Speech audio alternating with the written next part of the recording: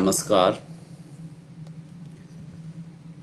उम्मीद है कि कुछ लोग जुड़ गए होंगे।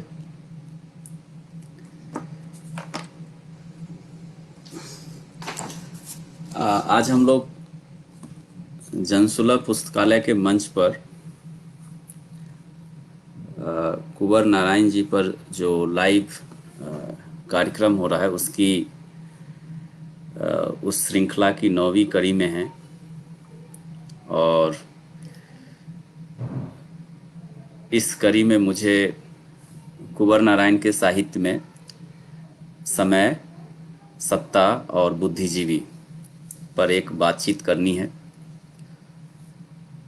और इसके साथ जो हमारे श्रोता होंगे या जी स्वागत, कुछ लोग जुड़े हैं। अंजू जी, अपूर्व नारायण जी, प्रभा मिश्रा, आप सबको नमस्कार और आप सबका भी स्वागत। सबसे पहले मैं अर्पण कुमार जी को हार्दिक धन्यवाद देता हूं, उनके प्रति आभार व्यक्त करता हूं कि उन्होंने एक अवसर दिया है मुझे अपनी बात रखने का। और जो भी हमारे सम्मानित श्रोता सुन रहे हैं उन सब का भी मैं स्वागत करता हूं। इस बातचीत के क्रम में अर्पण कुमार जी से जो मेरी बातचीत हुई थी तो उन्होंने ये कहा था कि कुछ संस्मरण भी मैं बीच में रखूं। तो जहाँ जहाँ, चूंकि विषय मेरा मुख्य होगा, जहाँ जहाँ कोई वैसा प्रसंग आएगा कि उनसे जुड़ा हुआ कोई संस्मरण या कोई बातचीत महत्वपूर्ण जो प्रासंगिक हो, वो मैं आपको बताने की कोशिश करूँगा। लेकिन मुख्य रूप से मैं अपने विषय पे ही बात करूँगा। और ये विषय इस तरह का है कि चूँकि मैं अभी लगातार कुंवर नारायण जी पर लिख पढ़ रहा हूँ, सोच रहा हूँ उनके साहित्य पर अलग अलग एंगल से, अलग अलग कोण से। और एक तरह से ये जो विषय है वो अभी मेरे विचार की प्रक्रिया में है, समय को लेकर या सत्ता या बुद्धिजीवी को लेकर के। तो इसमें हो सकता है कि आपको कोई अंतिम निष्कर्ष नहीं मिले। कुछ ऐसे बिंदुओं पे मैं ध्यान दूंगा और आप लोगों का भी ध्यान दिलाना चाहूँगा, जो कि फिर मैं भी और आप लोग भी दोबारा कुंवर नारायण के साहित्य को या उनकी कविताओं को उस नज़र से देख सकें। तो आपको अंतिम निष्कर्ष के रूप में ना हो करके कुछ ऐसा लगेगा कि हम संवाद कर रहे हैं, बातचीत कर रहे हैं, कुछ उन बिंदुओं पे ठहर के कुछ सोच विचार रहे हैं। तो मैं अपनी बात शुरू करना चाहूँगा कि कुंवर नारायण को लेकर, उनको पढ़ने को लेकर, उनके बारे में जो विचार किया जाता है साहित्य में, आलोचना में, तो मेरी अपनी दृष्टि क्या है किसी भी कवि को पढ़ने की, और खासकर एक बड़े रचनाकार या बड़े कवि को पढ़ने की एक अपनी दृष्टि, या कैसे पढ़ना चाहिए। जब मैं कुंवर नारायण जी को बड़ा कवि कह रहा हूं तो इसका मतलब ये नहीं है कि बाकी सभी लेखकों या रचनाकारों, कवियों को मैं छोटा कवि कह रहा हूं। बड़ा कवि यहाँ पे कहने का मतलब यह है कि जो इनका विजन है, अप्रोच है या दृष्टि है, वो बड़ी है। कोई बात छोटी भी होगी लेकिन उसको एक बड़े धरातल पर ले जा करके हमारे सामने छोटी वस्तुओं का, छोटी घटनाओं का, छोटे अनुभवों का एक बड़ा वितान खड़ा कर देते हैं, जो बड़े रचनाकार होते हैं। अनुभव वही दैनिक जीवन के हो सकते हैं। अब जैसे उनकी एक प्रसिद्ध कविता है घंटी, कि फोन की घंटी बजी तो मैं उसको इग्नोर करके मैं सो गया, दरवाजे की घंटी बजी तो फिर मैं वहां नहीं गया और दरवाजा मैंने नहीं खोला, फिर मौत की घंटी बजी तो मैंने उठ के कहा कि हाँ मैं हूं, मैं हूं। इस तरह की एक कविता है। तो आप देखिए कि एक छोटी सी वस्तु या छोटी सी घटना को, उसके पीछे कितने बड़े सत्य या कितनी बड़ी जीवन दृष्टि को वो हमारे सामने लाते थे। इस तरह की बहुत सारी कविताएं। तो बड़ा कवि कहने का मतलब ये है कि हमारे जाने पहचाने दृश्य, अनुभव, घटनाएं, लेकिन उसके पीछे का जो विजन है वो हमें एक बड़े सत्य से साक्षात्कार कराता है। तो ये मेरे कहने का मतलब है। सबसे पहले मैं अज्ञे की एक छोटी सी कविता से शुरू करूंगा। सच्चिदानंद हीरानंद वासैन अज्ञे, उनकी एक कविता है आंगन के पार द्वार संग्रह में। जितनी स्फीति इयत्ता मेरी झलकाती है, उतना ही मैं प्रेत हूँ। जितनी स्फीति इयत्ता मेरी झलकाती है, उतना ही मैं प्रेत हूँ। जितना रूपाकार सार मैं दिख रहा हूँ, रेत हूँ। जितना रूपाकार सार मैं दिख रहा हूँ, रेत हूँ। फोड़ फोड़ कर जितने को तेरी प्रतिभा मेरे अनजाने अनपहचाने। फोड़ फोड़ कर जितने को तेरी प्रतिभा मेरे अनजाने अनपहचाने। अंकुर उपजाती है, बस उतना मैं खेत हूँ। ये एक अस्तित्व और सत्ता से संबंधित एक कविता है, और एक बड़ा रचनाकार ये बताना चाह रहा है इस कविता के माध्यम से कि उसको अप्रोच करने के तरीके क्या होते हैं। जैसे कई लोगों को कुंवर नारायण या इस तरह का और कवि अज्ञे का अगर उदाहरण दें, तो एक नज़र में, पहली नज़र में लगते हैं कि कठिन कवि हैं, बहुत सारे पाठकों को लग सकते हैं आराम से। तो उसमें ये कहा जा रहा है, स्फीति का मतलब फैलाव या विस्तार से है, व्यापकता से है, कि मेरा जो अस्तित्व है, मेरी जो सत्ता है, वो जितने फैलाव लिए हुए है और आपको ये दिखाती है, उससे कुछ अगर आपको भ्रम भी होता है तो आप प्रेत समझ सकते हैं, यानी नहीं समझ में आने वाली चीज। और जो अगर रूपाकार या सार में कुछ तत्व दिख रहा है, सार तत्व दिख रहा है मेरे अंदर, किसी को वो रेत के समान दिख सकता है, यानी व्यर्थ बालू के समान। और कोई कोई ऐसा हो सकता है, कोई पाठक, विश्लेषक, आलोचक, कि कवि के जाने अनजाने ही उसके खेत यहाँ पे कहा गया है, यानी उसकी परती जमीन से अपनी अपनी बुद्धि के अनुसार, अपनी अपनी मेहनत या प्रतिभा के अनुसार जो जो अर्थ निकाल सकता है एक कवि के पूरे रचना संसार से, उसके लिए मैं उतना ही खेत हूँ। यानी मान लीजिए कि कुंवर नारायण के साहित्य में मैंने एक अर्थ ढूंढा, तो कुंवर नारायण का जो पूरा वो क्षेत्र है, उपजाऊ जो जमीन है, उतना काम का मेरे लिए है। वो किसी दूसरे अध्येता के लिए वो उतनी काम की चीज हो सकती है, किसी तीसरे के लिए हो। कहने का मतलब एक ही दृष्टि से हम एक बड़े कवि को नहीं देख सकते हैं। तो अज्ञे ये कहना चाहते हैं, यहां से मैं इसलिए शुरू जानबूझ के करना चाह रहा था कि हर व्यक्ति का, हर पाठक के लिए जो एक बड़ा कवि होता है, वो एक बड़ी जमीन मुहैया कराता है। आपके ऊपर है कि आप उसमें कितनी मेहनत करते हैं, आप कितना हल चलाते हैं, कितना अर्थ उपजाने की कोशिश करते हैं। मुझसे पहले जितने भी वक्ताओं ने बोला, वो उनका कुंवर नारायण की परती जमीन पे उनके द्वारा उपजाया गया अर्थ था, उनकी समझ थी। मैं जो बोल रहा हूं या बोलूंगा वो मेरी अपनी समझ होगी, फिर आगे के भी जो लोग बोलेंगे वो उनकी समझ होगी। तो ये कविता बहुत इंपॉर्टेंट है इस तरह से कि हर बड़ा रचनाकार आपको अपने लिए जमीन मुहैया कराता है, और पहली नज़र में वो एक परती जमीन होती है। जो उसका सारा कृतित्व होता है वो परती जमीन की तरह होता है, और उस पे हमें अपना हल चलाना होता है। एक बात ये। दूसरी बात कि कुंवर नारायण के पास हम लोग 2 या 3 तरह से जा सकते हैं। क्योंकि जब मैंने कुंवर नारायण को पढ़ना शुरू किया तो मेरे सामने भी ये समस्या आई थी बहुत शुरू में, बीए और उसके बाद एमए के दिनों में, कि एक मुक्तिबोध बहुत कठिन कवि लगते थे समझने की दृष्टि से।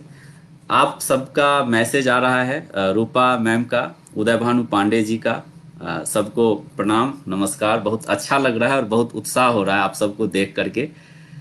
आप लोगों से सीखा है वही कुछ बात मैं यहाँ पे प्रस्तुत कर रहा हूँ। ठीक है, मैम सही कह रही हैं, बिल्कुल। देरिदा ने अपने अपने पाठ के बारे में जी बिल्कुल सही कहा है। चूंकि मैं इस विषय पे अभी काम कर रहा हूँ, और जो कुछ सूत्र मेरे पास अभी मैंने सोचा है उसको बुनियादी रूप से अभी आप सामने रख रहा हूँ। चूंकि इस पे विस्तार से मुझे लिखना है, काम करना है, तो वो सारी बातें बहुत विस्तार से और बहस के साथ और सैद्धांतिक विवेचन के साथ वहाँ पे आएंगी। यहाँ पे एक सामान्य या बुनियादी बात। तो 2-3 रूप से हम कुंवर जी के पास पहुंच सकते हैं। एक तो आप साधारण पाठक की तरह पहुंच सकते हैं, उनकी आप कोई भी किताब उठाइए और पढ़ना आप शुरू कर दें और कुछ कोई कविता आपको अच्छी लग सकती है। जैसे गुजरात के दंगों पे लिखी गई एक कविता है, इन गलियों से बेदाग गुजर जाता तो अच्छा था, और अगर दाग ही लगने थे तो कपड़ों पर मासूम रक्त के छींटे नहीं, आत्मा पर किसी बहुत गहरे घाव का जख्म लगता जो कभी ना भरता। छोटी सी कविता है, जख्म। तो एक कोई साधारण पाठक आस्वादक के रूप में, कि एक कविता का टेस्ट ले रहे हैं, हम आस्वाद कर रहे हैं कि ये कविता मुझे अच्छी लगी, फलानी कविता मुझे अच्छी लगी, तो एक रूप में आप वहां जा सकते हैं, उनको आप पढ़ सकते हैं आस्वादक के रूप में। दूसरी बार और दूसरी जो एक पद्धति होनी चाहिए, मुझे लगता है कि एक समग्र पाठक की पद्धति होनी चाहिए। एक स्टेप आगे की अगर मैं बात करूं तो समग्र पाठक, समग्र पाठक का यह मतलब क्या है? आप जानते हैं कि हमारे बहुत सारे रचनाकार ऐसे हैं जो मूलतः कवि हैं, लेकिन उन्होंने गद्य भी लिखा है, विचार लिखा है, निबंध लिखा है, आलोचनाएं लिखी हैं। कई ऐसे हैं जो नाटककार हैं, लेकिन उन्होंने दूसरी विधाओं में भी लिखा है। निर्मल वर्मा ने कहानियां लिखी हैं और निबंध भी लिखे हैं, लगभग बराबर बराबर। और उन्होंने ये कहा है कि मैं अपनी कहानियों के हाशिए पर निबंध लिखता हूं और निबंध के हाशिए पर कहानियां लिखता हूं। तो मेरे कहने का मतलब यह है कि इस तरह का लेखक या रचनाकार जो अपनी एक मूल विधा के बाद भी दूसरी विधा में काम करता है और लिखता है, तो एक समग्र पाठक का मतलब यह है कि हमें उन चीज़ों की भी थोड़ी खोज खबर लेनी चाहिए। अब मान लीजिए कि कुंवर नारायण ने आत्मजयी लिखा, वाजसरवा के बहाने लिखा और कुमारजीव लिखा, तीन उनके खंड काव्य हैं। इन तीनों में उनकी भूमिकाएं हैं। कुछ और संग्रह हैं जिसमें उनकी छोटी भूमिकाएं हैं, और उनके निबंध हैं कविता से संबंधित, रचना प्रक्रिया से संबंधित और तमाम तरह के विषयों पर। तो एक जो समग्र पाठक या सजग पाठक होगा, उसे ये चाहिए कि अगर हम आत्मजयी पढ़ रहे हैं तो कुंवर नारायण ने आत्मजयी के बारे में क्या कहा, अपना पक्ष उन्होंने क्या रखा है। वाजसरवा अगर पढ़ रहे हैं तो वो उन्होंने क्या पक्ष रखा गद्य में या विचार करते हुए, या उन्होंने दूसरे निबंधों में क्या रखा। चूंकि एक कवि कविता के अलावा गद्य में या विचार में भी अपनी कोई बात रख रहा है, तो हमारे लिए कहीं ना कहीं वो जरूरी हो जाता है। तो मैं समग्र पाठक के रूप में ये कहना चाह रहा हूं कि आस्वादक से आगे जाकर जो अगला चरण होना चाहिए कि उनकी बाकी साहित्य की खोज खबर और उसका एक पूर्वापर क्रम। कई बार आपको जब कुमारजीव पर हम लोग काम कर रहे थे, मैं बीच बीच में आपको बताऊंगा कुछ संस्मरण के हिस्से, तो एक कविता इन दिनों संग्रह में है, भिक्षुक वाली एक कविता है कि उसे खाली हाथ लौटाने से पहले सोचना कि द्वार पर आया हुआ भिक्षुक कहीं बुद्ध तो नहीं। इस तरह की एक कविता है। तो मैंने उनको कहा कि ये तो ऐसा लगता है कि कुमारजीव आपने पूरा खंड काव्य लिखा है, लेकिन उसी का एक छूटा हुआ हिस्सा तो पहले से इन दिनों संग्रह में है। तो इस तरह की चीजें हो जाती है। जैसे चिनगारी होती है, आग की चिनगारी होती है, आप उसको सभी चिनगारियों को एक साथ नहीं देख सकते, किसी एक या दो चिनगारी पे आप केंद्रित हो सकते हैं। लेकिन जो इस तरह का कवि होता है, लंबे समय से एक विषय को लेकर सोचने वाला, चिंतन करने वाला, उसके पूरे साहित्य में वो चिनगारियां छिटकी हुई होती हैं। तो एक समग्र पाठक को, मुझे लगता है कि एक समग्र पाठक को उन चिनगारियों को ढूंढना चाहिए। तो आपको कुमारजीव की थीम से या उसकी मूल चिंता से संबंधित कुछ कविताएं आपको इन दोनों संग्रह में मिलेगी, और आत्मजयी और वाजसरवा में जिस तरह की चिंताएं हैं उससे संबंधित कविताएं भी, कुछ कविताएं आपको उनके दूसरे संग्रहों में मिल सकती हैं। और गद्य तो है ही, विचार तो है ही, निबंध तो है ही। तो दूसरा जो एक अप्रोच होना चाहिए वो समग्र पाठक का होना चाहिए और क्रॉस रेफरेंस करते हुए पढ़ना चाहिए। तीसरा जो एक तरीका हो सकता है वो आलोचनात्मक पाठक का हो सकता है। मैंने पहला कहा कि एक आस्वादक के रूप में, दूसरा विश्लेषक के रूप में, और तीसरा एक आलोचनात्मक पाठक के रूप में। अब यहाँ पे आलोचनात्मक पाठक का एक मतलब, जैसे कि अब कुंवर नारायण पर इतना लिखा जा चुका है उनके साहित्य पे, तो हमसे पहले जब हम पढ़ रहे हैं उससे पहले किसी और ने पढ़ा होगा, जब हम लिख रहे हैं उससे पहले किसी और ने लिखा होगा उन पे। तो स्वाभाविक रूप से हमारी एक जिम्मेदारी हो जाती है कि उसे भी पढ़ा जाए, उससे भी गुजरा जाए। और कुंवर नारायण जैसे लेखक रचनाकार हमेशा इस बात पे बल देते रहे कि लिखना और पढ़ना दोनों बराबर की क्रियाएं हैं। ये नहीं कि अगर हम लिख रहे हैं तो हमारा पढ़ने से सरोकार नहीं है, पढ़ रहे हैं तो लिखने से सरोकार हमारा नहीं है। और उसी तरह से रचना और समीक्षा दोनों को एक एक संतुलन या एक सामंजस्य के रूप में देखते रहे हैं हमेशा से। तो तीसरा जो एक आलोचनात्मक पाठक होना चाहिए, और जिसमें कि हम उनके ऊपर जो लिखा गया है आलोचनात्मक साहित्य उसको भी देखें, उसको भी परखें, और इस तरह से एक पुनर्मूल्यांकन करें। यानी उनकी मूल कृतियों का अध्ययन तो करें ही करें, और उसके ऊपर जो बातचीत की गई है, जो लिखा गया है, उसको भी हम थोड़ा ध्यान में रखें। तो इस तरह से एक पुनर्मूल्यांकन का प्रयास करते हुए करें। तो मुझे लगता है कि ये तीन एक बुनियादी तरीका है, आस्वादक के रूप में, और एक समग्र विश्लेषक के रूप में, और फिर एक आलोचक के रूप में आप कह सकते हैं। लेकिन ये तीनों पाठक की या पाठ की जो है सो अलग अलग श्रेणियां हैं, अलग अलग कोटियां हैं, अगली कोटियां हैं। तो इस तरह से, और उसके बाद अगर कुंवर नारायण पे हमें कुछ लिखना भी है, किसी को भी, क्योंकि एक लेखक या एक आलोचक सबसे पहले एक पाठक ही होता है। पाठक ही लिख सकता है, और पाठक ही आलोचक होता है, और पाठक ही कविता भी कर सकता है और लिख सकता है। तो उसके लिए लिखना और पढ़ना एक पूरक क्रिया है। एक उदाहरण मैं देना चाहूँगा। एक बहुत बड़े इतिहासकार हुए हैं, E.H. कार। उनकी एक प्रसिद्ध किताब है इतिहास क्या है, व्हाट इज हिस्ट्री। उसमें उन्होंने इस चीज़ का जिक्र किया है, और लगभग इसी बात को कुंवर नारायण ने अपनी डायरी में लिखा है कि लिखना और पढ़ना कैसे पूरक क्रिया है, सप्लीमेंट्री एक्टिविटी के रूप में। तो E.H. कार ने यह कहा है कि जब बहुत सारे इतिहासकार ऐसे हैं जो कि इतिहास जिन विषयों पे लिख रहे हैं वहाँ पर जाते हैं, पुरातात्विक अवशेषों को देखते हैं, उसके बारे में उसकी फ़ोटो खींच लेते हैं, उसके बारे में कुछ नोट्स ले लेते हैं, डायरी भर लेते हैं, और उसके बाद आकर के घर में उसको एक सिरे से सजा करके और फिर से लिखना शुरू करते हैं। पहले एक बार देख करके, नोट्स ले करके, उसके बाद लिखने का काम शुरू करते हैं। E.H. कार कहते हैं कि मैं ऐसा नहीं करता हूँ।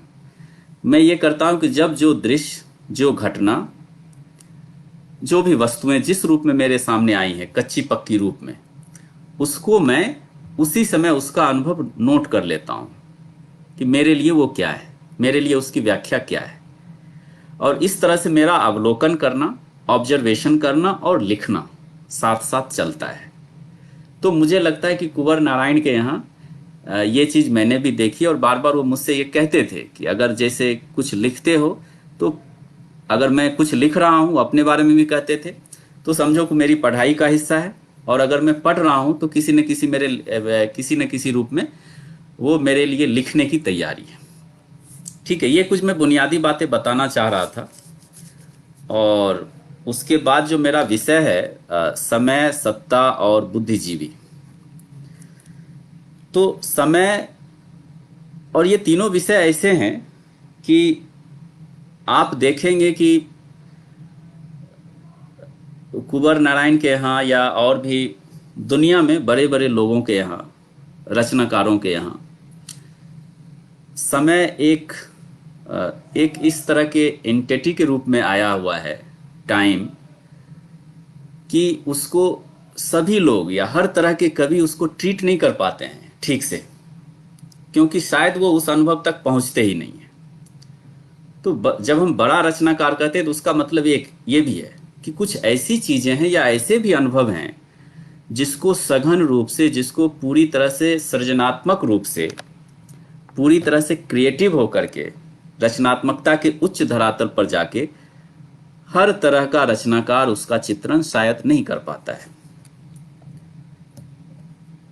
तो समय एक ऐसा ही विषय है।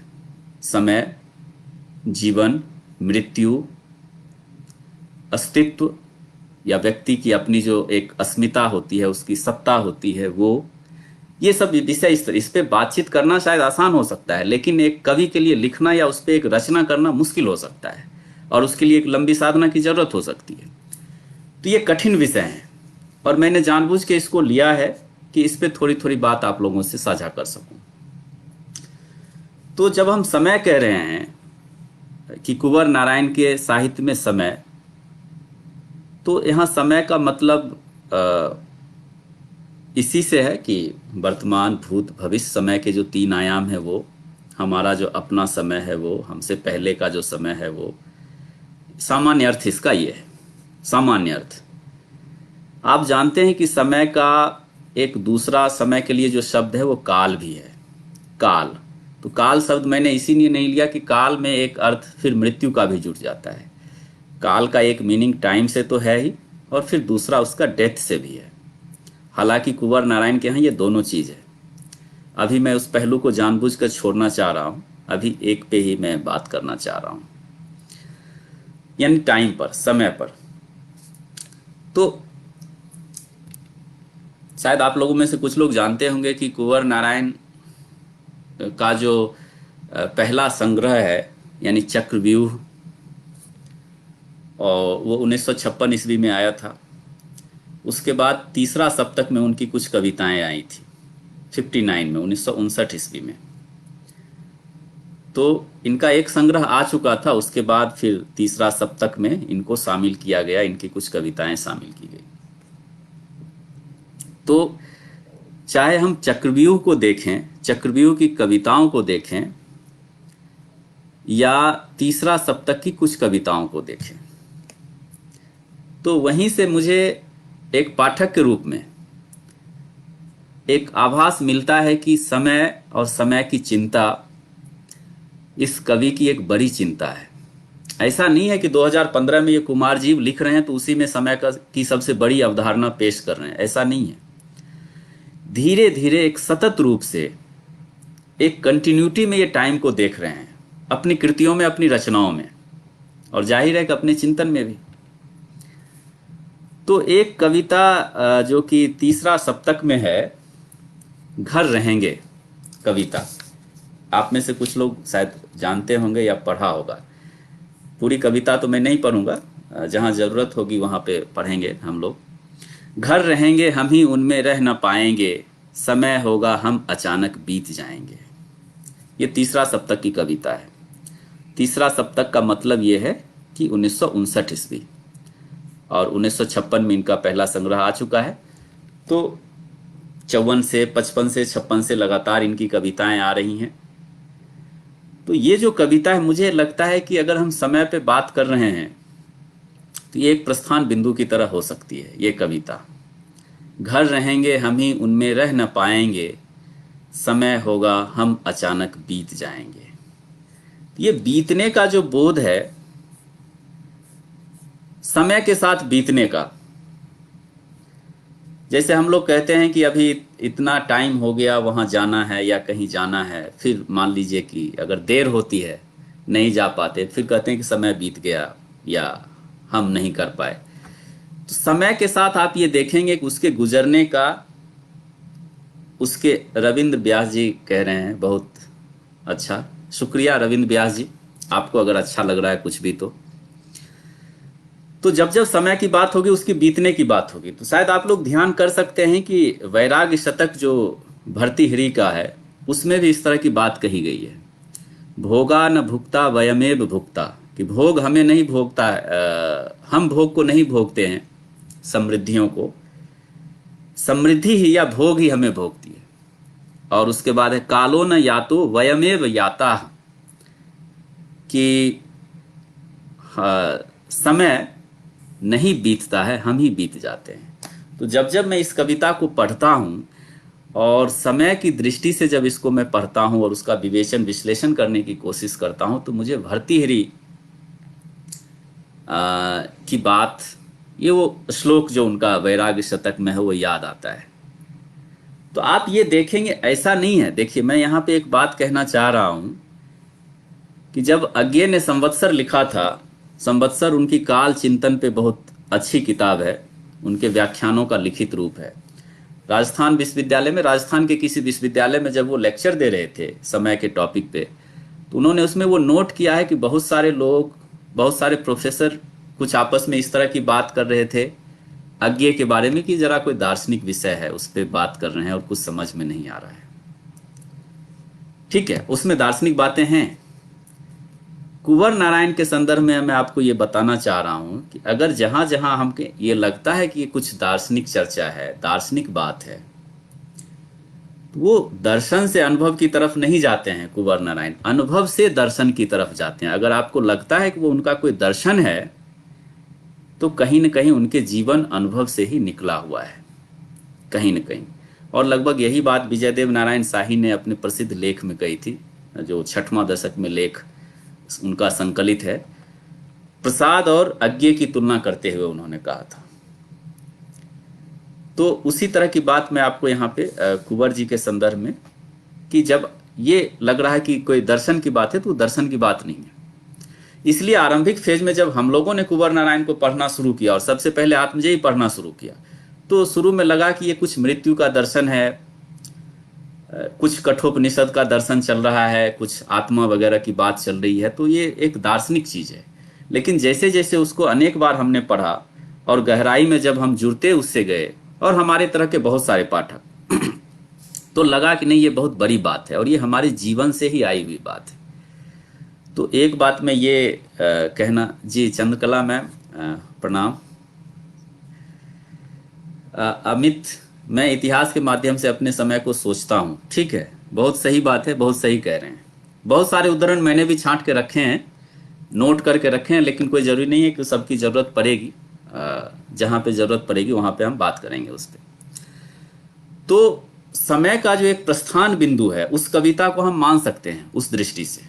चूंकि मैं अपने विषय पे ही बात करूंगा, उससे जुड़ी हुई बहुत सारी बातें हैं। उस कविता की अलग अलग व्याख्याएं, एक नरेश सक्सेना जी ने बहुत अच्छी व्याख्या की है उसको संगीत की दृष्टि से, और कुछ दूसरे विद्वानों ने उसकी शैली वैज्ञानिक व्याख्या की है, लेकिन मैं उसको समय के थीम के हिसाब से देखना चाहता हूं। तो ये बात सही है कि वो इतिहास के माध्यम से समय को सोच रहे हैं, बिल्कुल सही है। कुंवर नारायण विज्ञान, मुख्य रूप से विज्ञान के छात्र रहे थे। इतिहास लेकिन उनका बहुत प्रिय विषय था, और वो बातचीत में अक्सर बताते थे कि लखनऊ यूनिवर्सिटी में जो इतिहास के प्रोफेसर थे, राधा कुमुद मुखर्जी, राधा कमल मुखर्जी, उन सब की क्लास में वो जाया करते थे।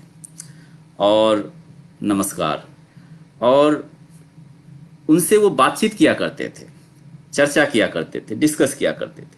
तो एक और विज्ञान, फिर दूसरी ओर उनकी अपनी रुचि का क्षेत्र इतिहास, और फिर धीरे धीरे उनके जो है सो रचना का, या मतलब आप कह लीजिए रचना का, कवि कर्म का एक क्षेत्र कविता या साहित्य।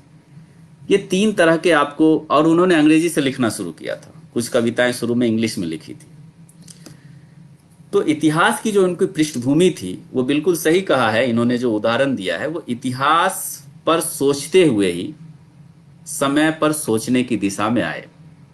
सीधे समय के बारे में कोई दर्शन उन्होंने देना नहीं शुरू किया।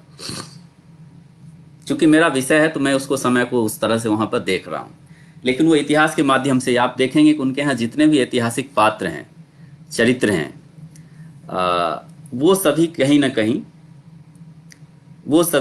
कहीं अपने समय से, अपने पहले के समय से और अपने आने वाले समय से जुड़े हुए हैं, अलग अलग तरीके से जुड़े हुए हैं। तो एक बात मैं आपको ये कहना चाह रहा था कि हम उनकी कविताओं को समय के एंगल से देख रहे हैं। धीरे धीरे जब उनके संग्रहों में हम आगे बढ़ते हैं, कविता संग्रहों में, तो हम ये पाते हैं कि समय को लेकर जो उनका दृष्टिकोण है, टाइम के फ्रेम को लेकर जो उनका दृष्टिकोण है, वो कहीं ना कहीं और मतलब और गंभीर हुआ है, और व्यापक हुआ है, और इतिहास के अलग अलग दौर के अलग अलग चरित्रों के माध्यम से उन्होंने समय की फिलॉसफी को, टाइम की फिलॉसफी को अलग अलग तरीके से व्यक्त किया है। जैसे मान लीजिए कि और उनके संदर्भ में मिथक वगैरह की बात बहुत की गई है। मुझे लगता है कि जो हम लोग, जो या हमारी पीढ़ी के या नई पीढ़ी के जो लोग हैं, मिथक से अलावा भी, दर्शन से अलावा भी बहुत सारी चीजें ऐसी हैं कुंवर नारायण के साहित्य में जिसको ढूंढना चाहिए। इसीलिए मैंने अज्ञेय की वो कविता उद्धृत की थी। हम जितना उनको फोड़ फोड़ कर निकालेंगे, उतना ही हमारी जमीन है। अगर हम मिथक ही ढूंढते रह जाएंगे जिस पे कि बहुत सारी बात हो चुकी है, किताबें लिखी जा चुकी हैं और लेख लिखे जा चुके हैं, तो फिर शायद उसमें हम नया नहीं कर सकते उतना। उसके लिए फिर आपको एक अलग अप्रोच रखना पड़ेगा। लेकिन अगर हम उसमें दूसरे विषय भी ढूंढें अपनी तरह से, तो वो हमें मिलेंगे। तो कुंवर नारायण को इस तरह से भी पढ़ना चाहिए। तो दूसरे संग्रहों की अगर हम बात करते हैं, आप जानते हैं कि उनका एक संग्रह अपने सामने एक प्रमुख संग्रह है और उसमें ज़्यादातर इतिहास परक कविताएं हैं। इतिहास पर एक टिप्पणी अभी इन्होंने भेजी है। हिस्ट्री को वो कैसे देखते हैं, ऐतिहासिक चरित्र को वो कैसे देखते हैं। और जब विष्णु खरे ने उस संग्रह की समीक्षा की तो ये सही बात लिखा बिल्कुल उसके बारे में कि कुंवर नारायण एक आम आदमी की तरह इतिहास में प्रवेश करते हैं। ये बिल्कुल सही बात लिखा। एक मामूली आदमी, मामूली व्यक्ति या आम आदमी इतिहास की किसी घटना को कैसे देखता है और उसकी व्याख्या कैसे करता है, ये आपको कुंवर नारायण के यहाँ है। कोई दूसरा नहीं, एक संग्रह है। उसमें कुछ कविताएं ऐसी हैं, जैसे एक विजयनगर कविता है, सम्मे दीन की लड़ाई एक कविता है, नालंदा के खंडहर पर पुस्तकालय को केंद्रित करते हुए एक कविता है।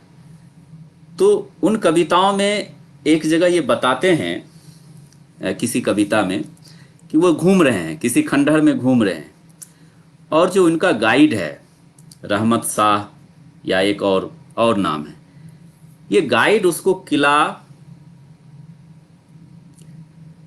किले को दिखाते हैं और उन जगहों के बारे में गाइड एक कवि को या एक व्यक्ति को बता रहा है। तो कुंवर नारायण ये कहते हैं कि जिस तरह से हम एक दृश्य को या एक इतिहास को देखते हैं, जो कोई गाइड है, जो आम व्यक्ति है, जो जीवन यापन के लिए आपको घुमा रहा है उस परिसर में, उसकी भी एक इतिहास की अपनी दृष्टि है। तो उन दोनों दृष्टि को और उसकी दृष्टि जो है सो कहीं ना कहीं हमारे लिए अधिक जरूरत, अधिक प्रासंगिक है। इस दोनों दृष्टि की वो बात करते हैं। तो समय के मामले में भी वही, एक समय को हम इतिहास में एक जमे हुए पत्थर या इमारत के रूप में भी हम समय को देखते हैं, और अगर हम उसको समकालीनता में, अपनी समकालीनता में महसूस करते हैं तो एक अलग तरीके से देखते हैं।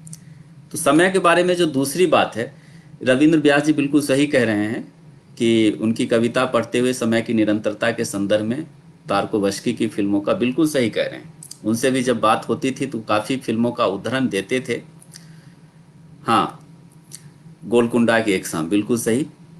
और वो कहते थे कि अगर तुमको समय के बारे में, कि हम एक दूसरे समय में कैसे जाते हैं, तो उसको फिल्मों से शायद अधिक हम मूर्त तरीके से, जीवंत तरीके से समझ सकते हैं, बजाय कि दार्शनिक चिंतन के या दार्शनिक चिंतन की तुलना में।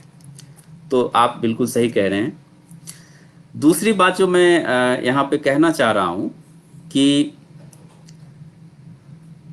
समय को जिस तरह से एक इतिहासकार अतीत को देखता है, एक सवाल है यहाँ पे, क्या कुंवर नारायण जैसा कवि भी अपने अतीत को ऐसे ही देखता है?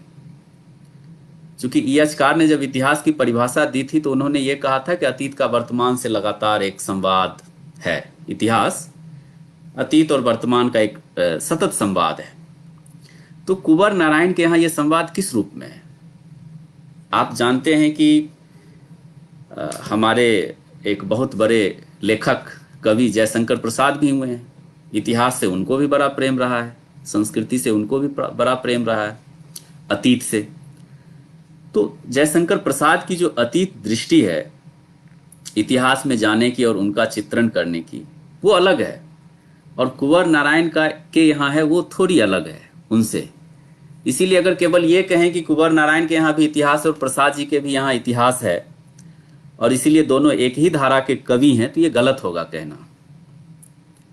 इतिहास में प्रवेश करने की जो प्रसाद जी की दृष्टि है और उनकी व्याख्या है और उनकी प्रस्तुति है, नाटकों में आप देख लीजिए, मुख्य रूप से नाटकों में और कहानियों में और कविताओं में भी, बहुत सारी कविताओं में भी, तो एक गौरव गान के रूप में जयशंकर प्रसाद के यहाँ वो चीजें आती हैं, इतिहास और बीता हुआ समय।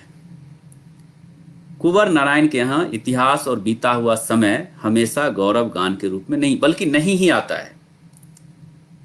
एक तटस्थ अवलोकन करते हुए, एक तटस्थ मूल्यांकन करते हुए इतिहास को प्रेजेंट करना चाहते हैं कुंवर जी। तो इस सिलसिले में मैं एक बात ये कहना चाह रहा था कि जब थोड़ा सा संस्मरण यहाँ पर, कि उनके अंतिम वर्षों में जब हम लोग उनके साथ काम कर रहे थे, हमारे और भी कुछ साथी थे, उनकी पांडुलिपियों पर काम करते थे, किताबें तैयार करते थे।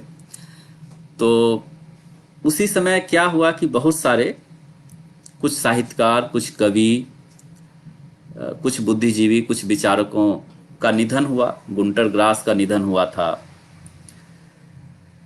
कैलाश वाजपेयी का निधन हुआ था, और भी इस तरह से लोग। तो वो हम लोगों को नोट लिखवाते थे उनके बारे में, मतलब कुछ यादें या श्रद्धांजलि जैसा या कुछ संस्मरण जैसा। तो जब उनके बारे में हम पूछते, या ये तो ताज़ा उदाहरण हुआ, लेकिन मान लीजिए कि जब उनका अपना समय था, जिस समय रघुवीर सहाय होंगे उनके साथ, विजय देव नारायण शाही रहे होंगे, डॉक्टर देवराज रहे होंगे, और भी लोग रहे होंगे, तो उनके बारे में भी बातचीत करते थे कि जरा उनके बारे में बताइए, आप क्या महसूस करते हैं आज वो आपके साथ नहीं है। तो वो हमेशा एक लाइन ये जरूर कहते थे कि तुम ये पूछ रहे हो सवाल, लेकिन मुझे लग रहा है कि ये सब तो कल की ही बातें हैं। उनके बारे में जो तुम बात करना चाह रहे हो या पूछ रहे हो, तो जब वो बताते थे अपने समकालीनों के बारे में, तो कहते थे लगता है ये कल की ही बातें हैं। तो एक कवि, और तब उनको केवल एक कवि के रूप में हम लोग महसूस नहीं करते थे, एक मनुष्य के रूप में भी महसूस करते थे, और वो अपने अतीत को कैसे देखते हैं उसके रूप में भी महसूस करते थे। तो उससे एक क्लू मैंने निकाला कि मान लीजिए कि ये व्यक्ति अगर इस तरह से कह रहे हैं कि ये हमारे लिए कल की ही बातें हैं, तो इतिहास की अगर कोई घटना होगी, चाहे मध्यकालीन इतिहास की कोई घटना होगी, और प्राचीन इतिहास की कोई बात होगी, घटना होगी, या प्राग इतिहास की भी, आप कुमारजीव पढ़ेंगे तो उसमें आप देखिए कि इतिहास के कई कई लेयर्स हैं। और वो कहता है कवि कुमारजीव के बहाने कि मैं इस सबको साथ लेकर के चल रहा हूँ, एक क्षण में ही जैसो कई समयों को जीता हूँ, कभी प्रागैतिहासिक, कभी ऐतिहासिक, और कभी समकालीन। तो वही व्यक्ति ये बात कह सकता है या उसको महसूस कर सकता है जिसके लिए इतिहास कभी पुराना नहीं पड़ा हो, इतिहास हमेशा उसके लिए समकालीन रहा हो। जैसे कि इसकी चर्चा टी.एस. इलियट ने अपने उस निबंध में की है, ट्रेडिशन एंड इंडिविजुअल टैलेंट में। वो कहते हैं कि इतिहास बोध के दो हिस्से होते हैं, एक पास्टनेस ऑफ पास्ट होता है, अतीत की अतीतता, और एक प्रेजेंस ऑफ पास्ट, अतीत की वर्तमानता। तो कहते हैं कि अतीत की वर्तमानता ज़्यादा जरूरी है हिस्टोरिकल सेंस के लिए। तो मुझे लगता है कि कुंवर नारायण के यहाँ जो इतिहास बोध है, जिससे वो पीछे के समय को, बहुत पुराने समय को, चाहे वो 50 साल पहले हो या 100 साल हो या कई शताब्दियां पहले, उसको वो वर्तमान में हमेशा रखते हैं। इसलिए हम लोग आपस में बातचीत करते हुए ये कहते थे कि कुंवर नारायण एक सर्कुलर टाइम में जीते हैं। उनके लिए समय अलग अलग खंडों में बटा हुआ नहीं है। कुमारजीव में उन्होंने साफ साफ लिखा है, समय विभाजित नहीं पदार्थ की तरह, उसे हम ही विभाजित कर देते हैं खंडित यथार्थ की तरह, कि ये भविष्य अलग टुकड़ा, वर्तमान एक अलग टुकड़ा है, और अतीत एक अलग टुकड़ा है। तो समय को एक लाइन में देखने का, बहुत सारी कविताएं हैं मैंने ढूंढ के रखी हैं, लेकिन आप जब पढ़ेंगे, और खासकर कुमारजीव, छोटी छोटी कविताएं तो हैं, लेकिन मुख्य रूप से अगर आप तीनों खंड काव्यों को ध्यान में रखेंगे, आत्मजयी, वाजश्रवा के बहाने और कुमारजीव, तो जो ये मेरा विषय है समय, सत्ता और बुद्धिजीवी, मुख्य रूप से इन तीनों खंड काव्यों पर आधारित है। हालांकि दूसरी कविताओं में भी समय है, सत्ता की बात है, और बुद्धिजीवी हैं। जैसे मान लीजिए सरहपा कविता है उनकी, अभिनव गुप्त कविता है, चंद्रगुप्त मौर्य पे एक कविता है, अमीर खुसरो पे बहुत अच्छी कविता है। तो बुद्धिजीवी पर बात करने के लिए उन कविताओं के भी हम चर्चा करेंगे। तो समय के बारे में एक बात ये, और समय की जो सबसे एक जटिल और एक कहने का मतलब कि ठोस, बड़ी ठोस अवधारणा ये कुमारजीव में लेकर आते हैं। जिन लोगों ने पढ़ा होगा, मेरे ख्याल से यहाँ कुछ लोग हैं, उन्होंने जरूर पढ़ा होगा, समय और प्रति समय, ये एक कॉन्सेप्ट, एक अवधारणा वो पहली बार कुमारजीव में देते हैं। उससे पहले बालसरवा के बहाने में कई जगह है, यह आज ही वैसा ही आज है जैसा कि कभी रहा होगा, यानी अपने वर्तमान की बात कर रहे हैं। और उसमें उससे पहले, जी जी उदय भानु पांडे जी, आप सही कह रहे हैं। तो इस तरह की चीजें वहां भी हैं। तो मैंने ये कहा कि एक कंटिन्यूटी है, हम उसको देख सकते हैं, उसको हम लक्षित कर सकते हैं, और उसके बाद एक बात हम कह सकते हैं। तो कुमार जी में जब ये समय की बात बहुत पुख्ता ढंग से कहते हैं, और जो खासकर उसका जो पहला खंड है, मैं तथागत के साथ, वो एक कवि का आत्मचिंतन है, एक आलाप है, मोनोलॉग है। कुमार जीव के बहाने खुद जो उनका सोच है टाइम को लेकर के, और समय के बहाव में, समय की नदी में इतिहास के अलग अलग खंड किस किस तरह से बहते हुए आते हैं। आप जैसे कल्पना कीजिए कि गंगा नदी जहां से उतर रही है, वहां बहुत सारे पत्थर होंगे, और वो पत्थर घिसते घिसते घिसते घिसते कैसे कंकर हो जाते हैं, और फिर धीरे धीरे रेत बन के विलीन हो जाते होंगे, जैसा कि जवाहरलाल नेहरू ने अपनी ऑटोबायोग्राफी में लिखा है। तो लगभग उसी तरह से समय की ये नदी अनंत है इनके लिए, और इसमें इतिहास की जो घटनाएं, और उसमें शताब्दियों पूर्व की घटनाएं हो सकती हैं, या कैरेक्टर हो सकते हैं, और वो धीरे धीरे उसमें प्रवाहित हो रहे हैं। हम कहां पर, किस बिंदु पर उसको जाके पकड़ते हैं, ये इंपॉर्टेंट है कुंवर नारायण के लिए। आप गंगा के पानी को कानपुर में देख रहे हैं, या पटना में आप देख रहे हैं, या इलाहाबाद में आप देख रहे हैं, या हरिद्वार या ऋषिकेश में देख रहे हैं, या गंगोत्री में देख रहे हैं, कहां पर आप देख रहे हैं। तो कुंवर नारायण के लिए ये इंपॉर्टेंट है।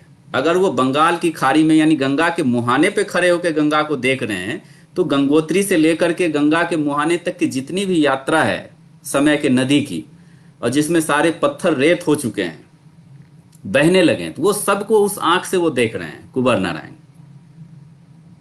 एक एक उदाहरण दूंगा तो बहुत, फिर उसकी व्याख्या करूंगा तो बहुत समय लगेगा, लेकिन ये एक मेन बात है मेरे लिए, ये एक मुख्य बात है। ये जो, जिसको मैं पत्थर या कंकर कह रहा हूं, वो छोटी छोटी घटनाएं हैं, छोटी या बड़ी घटनाएं, छोटे या बड़े पात्र, सब कुछ है उसमें समाहित। सभ्यता का निर्माण और विध्वंस, युद्ध, कलह, हर चीज उसमें समाहित है। तो उस दृष्टि से कुंवर नारायण समय को देखते हैं एक अनंत धारा की। आप देखिएगा कि कुंवर जीव की जब शुरुआत ही होती है, तो वो कह रहे हैं कि मैं तथागत के साथ हजारों साल लंबी एक महायात्रा पर निकला हूं, हमें सदियां पार करनी है साथ साथ, हमारे रास्ते में पड़ेंगे न जाने कितने संसार और कितने वीरान। ये कोई साधारण कवि या साधारण व्यक्ति ऐसी बात कर ही नहीं सकता है, या उसके यहाँ आपको ऐसी कविता मिल ही नहीं सकती है, जब तक कि, ये नहीं कि 90 साल लिखने वाला कवि ऐसा लिख सकता है, ऐसी भी बात नहीं है। जो बात मैंने शुरू में कहा कि अप्रोच बड़ा होना चाहिए, दृष्टिकोण या विजन बड़ा होना चाहिए। वो आपके पास विजन जो है सो 40 साल में भी आ सकता है, 60 साल में भी आ सकता है, 80 साल में, उसका फर्क नहीं है उससे।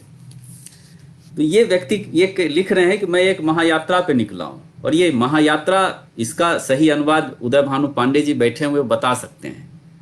इसको केवल हम जर्नी नहीं कह सकते, इसको केवल हम एक लंबी जर्नी, लगातार चलने वाली जर्नी नहीं, इसको कहीं ना कहीं हम वॉयज कह सकते हैं।